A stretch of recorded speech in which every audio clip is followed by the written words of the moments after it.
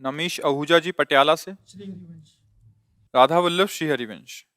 महाराज जी आपके चरणों में कोटि कोटि प्रणाम।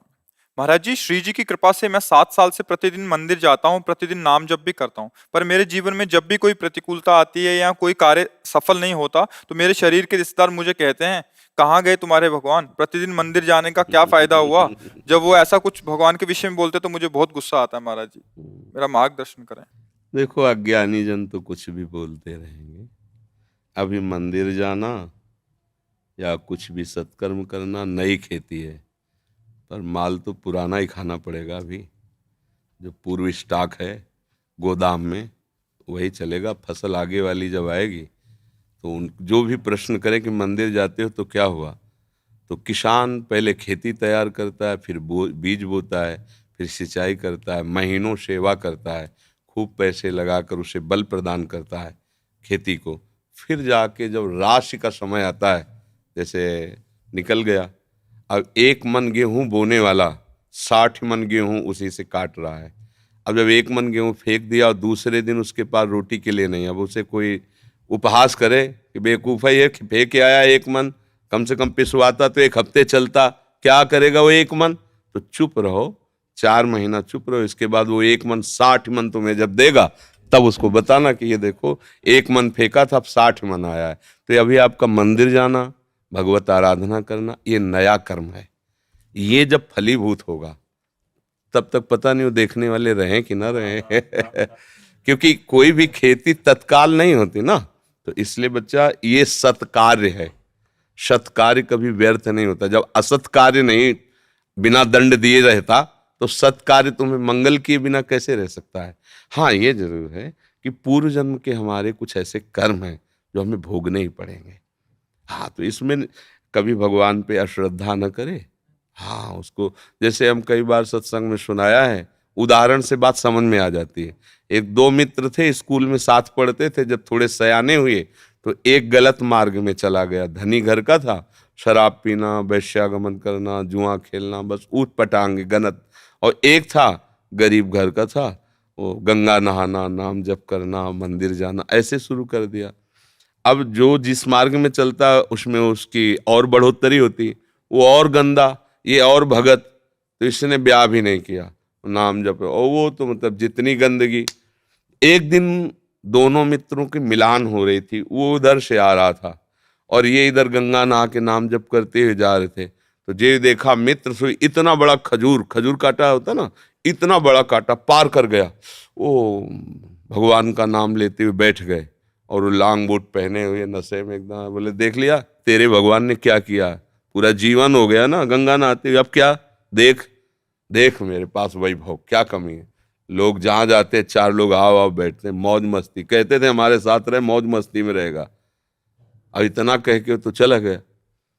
4 कदम बढ़ने पर उसको एक अटैची मिली जिसमें हीरे थे। लौट के फिर आए, बोले, देख रहे तेरे कांटा लगाओ मेरे ही। अब तो उसका विश्वास नष्ट हो गया कि यार मतलब वास्तविक कुछ रहे ये सब, गंगा नहाना है सब, चला गया। इतने में जब किसी का विश्वास टूटता है तो भगवान उसको, जैसे आपको यहाँ भेज दिया, या भगवान स्वयं समझा देंगे, क्योंकि विश्वास भगवान पे किया ना तो वही समझा, ये ड्यूटी है उनकी, वो समझा देते। कोई ऐसा शास्त्र पढ़वा देंगे, कोई प्रवचन सुनवा देंगे, अच्छा ऐसा आपके या अंदर ही विवेक जागृत, ये उनके हाथ का बात है, वो क्या करते हैं। भगवान एक ब्राह्मण के रूप में वयोवृद्ध तपस्वी, अरे बेटा तुम्हारे कांटा लग गया क्या, राम राम। बोले, नाम मत लो, पूरा जीवन हो गया नाम लेते हुए, हमको क्या मिला। वो हमारा मित्र है, शराब पीता, व्यभिचार करता है, नाना प्रकार के, और देखो उसे अटैची में, यहाँ भोजन की व्यवस्था नहीं, पूरा जीवन हो गए। बोले, पहले कांटा निकाल लेने दो। भगवान थे, सर से कोई पीड़ा नहीं। कहा, बेटा तुम देखना चाहते हो कि उसको ऐसा क्यों है, तुम्हें ऐसा क्यों है। तो जैसे टीवी चल दे ना सीरियल, ये देखो, चिप लगा दे तो पूरा सीन, और उसको पूर्व जन्म का सीन दिखाई देने लगा कि ऐसा भयानक पापाचरण पूर्व जन्म किया था, इस जन्म में इसी क्षण सूली की सजा मिलनी थी। उससे पूर्व में राजा लोग सूली की सजा देते थे। सूली के एक भाले जैसा यंत्र, ऊपर से जाके छोड़ दो, गुदा द्वार में ऐसे घुस जाए, वो तड़पता हुआ कितने घंटों में, मतलब बहुत बुरी मृत्यु, बहुत बुरी मृत्यु, जैसे क्रूश की सजा, गाड़, बहुत बुरी मृत्यु। वो तुम्हारे इस भजन के प्रभाव से सारे पाप नष्ट हो गए, एक खजूर के कांटे में निकल गया। अब तुम्हारे पाप नष्ट हो गए, अब ये पुण्य और पीछे का पुण्य दोनों मिल रहे हैं। आगे चलकर तुम्हारी ऐसी उन्नति होगी जो सदा सदा के लिए सुख प्रदान करेगी। और इसका पूर्व जन्म का इतना पुण्य था कि इस समय इस प्रांत का ये राजा होता, पर इसने व्यभिचार करके पाप करके सारे पुण्य नष्ट कर दिए। अब इसको जो एक अटैची में हीरे जवाहरात मिले खाली, बस समाप्त उसका पुण्य। इसको जहां भोगेगा तहां पूर्व का पाप और अभी का पाप जब मिलेगा तो ऐसे ब्लास्ट होगा कि देखने लायक नहीं रहेगा ये। अब उसको विश्वास हुआ कि हाँ ये बात, बोले तो कभी हम नहीं छोड़ेंगे भजन। बोले हाँ, भजन व्यर्थ नहीं होता। वर्तमान में देखा जाता है कि सत्य से चलने वाला, भजन करने वाला दुखी हो सकता है, और गंदा आचरण करने वाला बढ़िया। पर ध्यान रखना, वो बढ़िया तब तक है जब उसका पूर्व का पुण्य चल रहा है। जहां वो खत्म हुआ फिर देख लेना क्या बढ़िया है।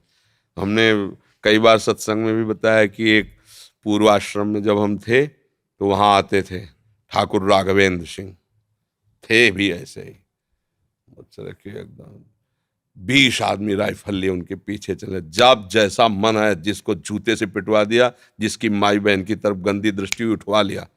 और उनका भाई सुरेंद्र राक्षस समझो, ये मतलब कोई कथा नहीं कह रहे, घटना।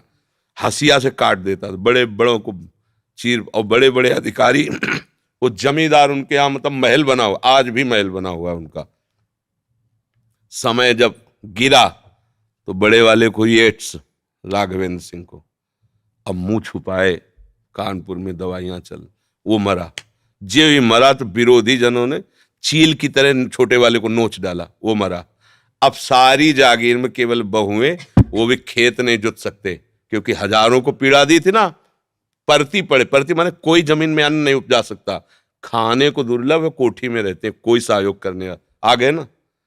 रावण की खोपड़ी को जब बंदर लात मारते थे ना, कटी हुई खोपड़ी, तो मंदोदरी रो के कह रही थी, राम विमुखस हाल तुम्हारा और रहा न कोकुल रोवन। एक समय था कि जब चलता था रावण तो पृथ्वी कांपती थी, दिग्गज चिकाड़ते थे। वही भगवान के विमुख जब हुआ तो लात मारते थे खोपड़ियों, फुटबॉल की तरह रावण की खोपड़ियां। हाँ, राम विमुख हाल। तो हम लोग क्या वर्तमान को देख करके अंजाद लगा लेते हैं गलत है या सही। वर्तमान में सही चल रहा है पर बार बार उसको धोखा खाना पड़ रहा है तो लगता है सही कहाँ है, गलत चल रहा है। और वर्तमान में गलत चल रहा है, बार बार उसकी प्रोग्रेस उन्नति होती चली जा रही, ये मार्ग सही नहीं, नहीं भूल नहीं। सत मार्ग कभी गलत नहीं हो सकता और गलत मार्ग कभी सत्य नहीं हो सकता, और सत्य की कभी पराजय नहीं है। थोड़े दिन देखो, पांडवों को वनवास हुआ लेकिन हस्तिनापुर का चक्रवर्ती सम्राट का अभिषेक महाराज युधिष्ठिर को ही हुआ, काट के फेंक देंगे पूरा परिवार कौरवों का, है ना। थोड़ी दिन के लिए दुर्योधन दुशासन ये सब फूल रहे थे, वो बेचारे कष्ट पा रहे थे वन में, लेकिन परिणाम भगवान श्री कृष्ण और धर्म जिसकी तरफ है, जय उसी। तो थोड़े दिन कष्ट मिलना कोई मतलब बुरी बात नहीं, परिणाम बढ़िया हो ये बात देखें। थोड़े दिन मौज मस्ती हो, परिणाम तो फिर परिणाम। अब मौजे मस्ती में तो जेलें भरी हैं, ये जेल काहे भरी है, यही भरी है। बुद्धि भ्रष्ट हो गई, गलती कर दी, आजीवन सजा, आजीवन कारावास। भैया कभी अपने विश्वास को विचलित मत होने देना, है ना। वो ऐसी शक्ति हमें देना दाता, मन का विश्वास कमजोर होना। कहीं से भी बात हो, अपनी बात, अरे हे प्रभु मुझे ऐसी सामर्थ्य दो कि आपके प्रति कभी मन का विश्वास कमजोर न होने पाए। ये माया करेगी, लोग ऐसा उपहास करेंगे बड़े भजनानंदी मन के हो गई ना किडनी फेल दूसरे के लिए बपली कह रहे, हो गई ना किडनी फेल क्या। अब ये प्रोग्राम पीछे का चल रहा है नहीं? हमारी नई खेती है, ये देख लो नई खेती है। आप नौजवान राधा राधा ऑफिसर रैंक के लोग नौकरी छोड़कर बाबा जी बने बैठे, ये हमारी कमाई है और ये हमारे पीछे की कमाई है। पूर्व जन्म का कोई पाप, माँ के गर्भ से ही ऐसी रचना की किडनी की कि अब जाकर कोई फेल हो गई। ये गर्भ से ही होता है, पॉलिसिस्टिक किडनी डिजीज, ये एक रोग होता है जो माँ के गर्भ से इसकी रचना होती है, ये वंशानुगत आता है। तो किसी के कहने से क्या है भाई, सब संसार में अपने अपने मन से चल रहे हैं, वो कुछ भी बोल सकते, भगवान को गाली दे सकते हैं, ले भगवान को गाली दे, तो किसी के मुंह में नहीं लगना, अपनी बात समझना है। बड़े भाग्यशाली हो जो तुम मंदिर जाते हो धर्म भाव में। शराब तो नहीं पीते होगे? हाँ, पीना भी ले, हाँ कोई भी दशा, ठीक।